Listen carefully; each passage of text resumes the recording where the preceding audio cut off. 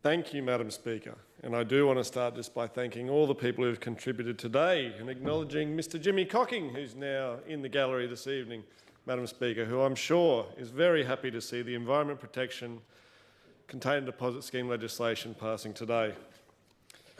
I do want to thank all those members who have spoken, and I want to thank the stakeholders that have provided their feedback on the bill to the Legislative Scrutiny Committee, and thank the committee for its inquiry into the bill. I also thank the many stakeholders who have provided feedback during consultation on the reforms, and I acknowledge the feedback that the reforms could have gone further by increasing the refund amount to 20 cents. I sincerely do take on notice what members have said in this chamber today about ensuring that that is moving with the times. This is a matter for future consideration. The Environment Protection Beverage Containers and Plastic Bags Act 2011 provides a platform for the Container Deposit Scheme to increase recycling. The scheme provides Territorians with access to a well-established network of collection depots and other collection points across the Northern Territory where empty containers can be exchanged for 10 cents each. And I think now is probably a good time to pick up on the member for Arafura's questions in regards to the Container Deposit Scheme applying across the Northern Territory and what happens in some of those remote communities, Madam Speaker. I do want to note that there are depots in Barunga, Borroloola and the East Arnhem region, Elliot, Mataranka, Jabiru, Kintore, Nullumboy, Tennant Creek, Wadeye, Yalara and Groot Island. But there was also speak from other members here today, Madam Speaker, about what local councils, community councils can do. And I know from my own experience, Madam Speaker, there are people who are currently working for remote councils in the central region that quite literally go to community members and say, I will pay you for you collecting those cans around the community, and then they essentially take those cans that have been collected, take it back to Alice Springs as part of their weekly traversing in and out of the major towns, and they are ensuring that local people who don't make it to town every week are still able to access this facility, this scheme. And I think that's a wonderful thing that some members of local community councils are taking it upon themselves to increase the effectiveness. And I would encourage all other councils, Madam Speaker, that if they're able to do the same, to get involved. While the success of the scheme is evident by over 1 billion beverage containers being recycled since 2012, the reforms in this bill recognise that the scheme can still be improved. The primary aim of this bill is to broaden and simplify the scope of containers in the Territory's Container Deposit Scheme. The bill achieves this by expanding the scope of containers in the scheme to beverage containers of 3 litres or less in volume, and as a result, wine and spirit bottles, plain milk containers and larger juice containers and flavoured milk of 1 or more will now be included in the scheme. These additional types of containers will join other beverage containers already in the scheme, including for water, fruit and vegetable juices, soft drinks, sports, vitamin drinks, flavoured milk, pre-mixed alcohol spirit drinks, beer and non-glass wine containers. This will simplify the scheme for Territorians, making it easy to understand and participate in, and minimise unnecessary complexity and confusion. Soon, Territorians will no longer have to sort beverage containers based on the type of beverage that was in the container. Instead, the focus will simply be on the recyclability of the container, for example, aluminium, plastic and glass.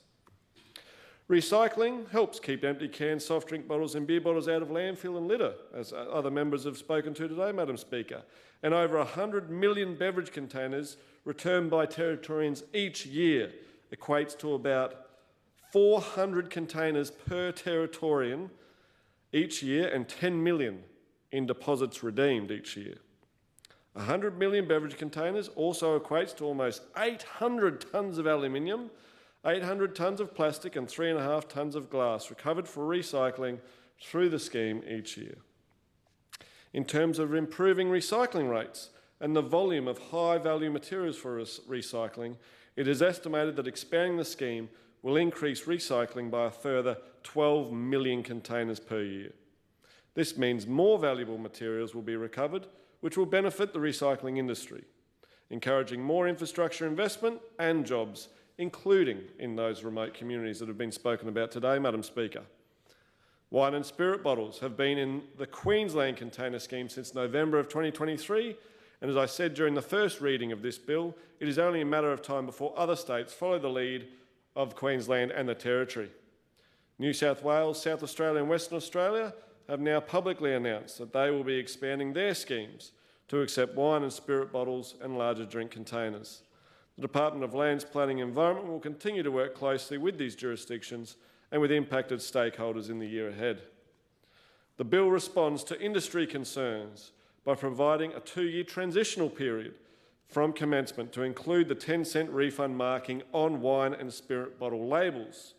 This will reduce the impact of the scheme's expansion on industry, noting that the 10-cent refund mark will need to be included on labels by January 2027. Furthermore, Australian Food Standards is mandating energy labelling on packaged alcohol beverages, which could be actioned by the industry at the same time as these reforms. More businesses are already updating their labels to meet Queensland's requirements by applying the nationally consistent 10-cent refund mark. Businesses complying with Queensland's labelling requirements will then be compliant with the Territory's requirements and will also be for New South Wales, South Australia and Western Australia when their reforms commence.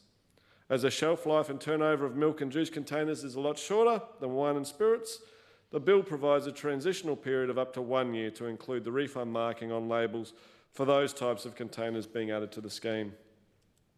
The bill also requires collection depots to accept containers if lids, caps or other closures are attached. This change has strong community support and will enable Territorians to return containers to depots without having to remove the lid or cap from the container. And I've certainly been in that position, Madam Speaker, where you're furiously trying to remove all the caps after thinking you were doing the right thing by putting them back on top. The bill makes several administrative changes to improve the functioning of the scheme. Firstly, the bill transitions the powers and functions of the Northern Territory Environment Protection Authority to the Minister for Lands, Planning and Environment, Chief Executive Officer and delegates of the Department of Lands, Planning and Environment. Secondly, the bill transfers the review of statutory decisions under the Act to the Northern Territory Civil and Administrative Tribunal. This enables affected people to apply to tribunal for a review of a decision rather than the local court where this function presently sits.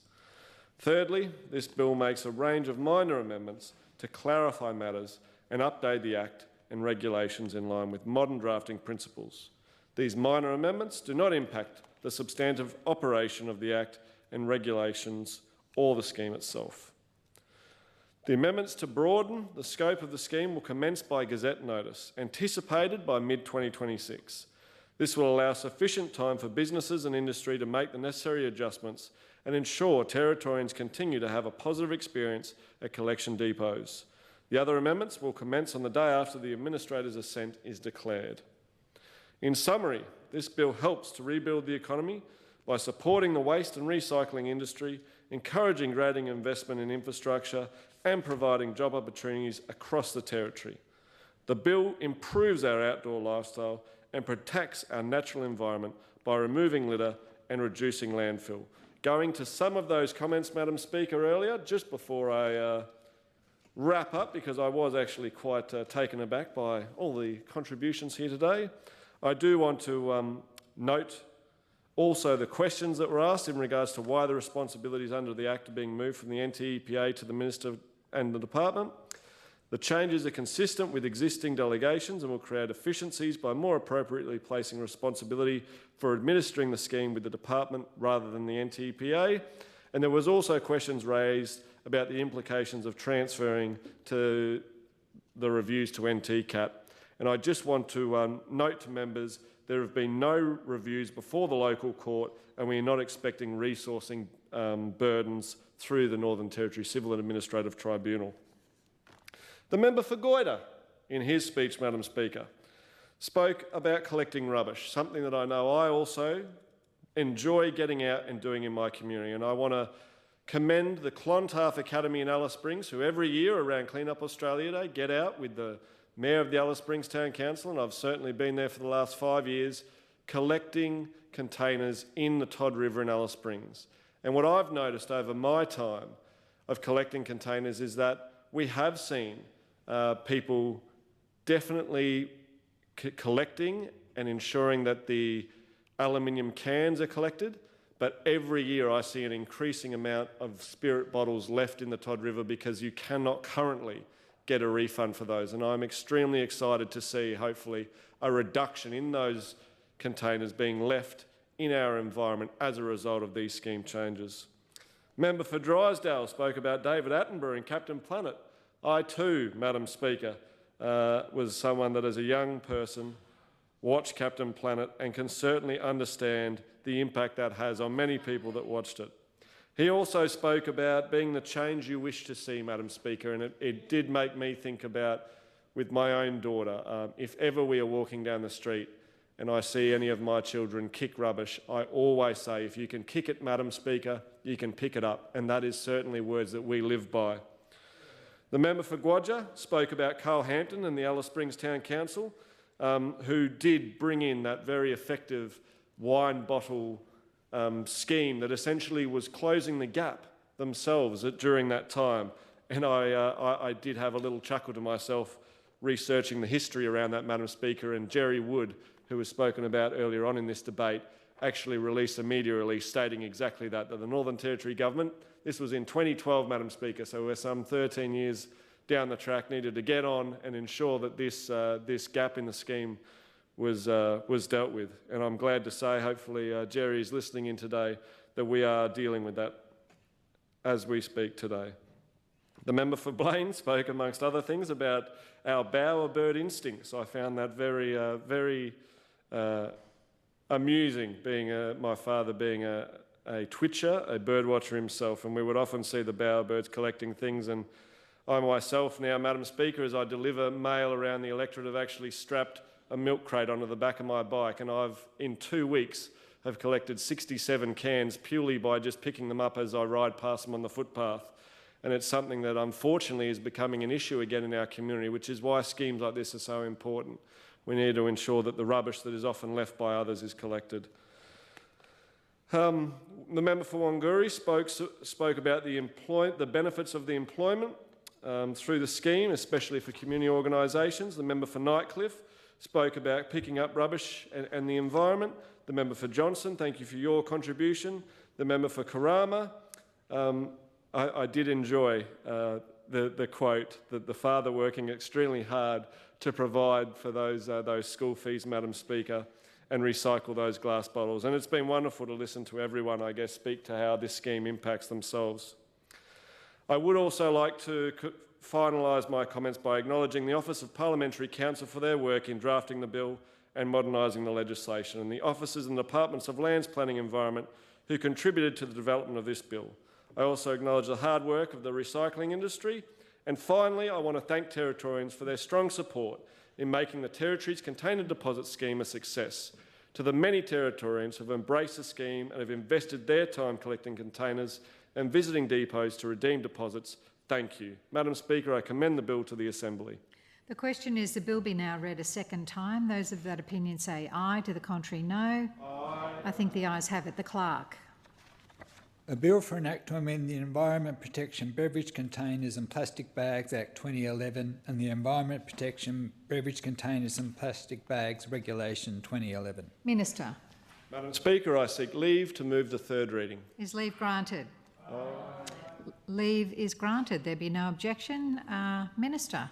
Madam Speaker, I move that the bill now be read a third time. The question is that the bill be now read a third time. Those that opinion say aye. To the contrary, no. Aye. I think the ayes have it. The Clerk.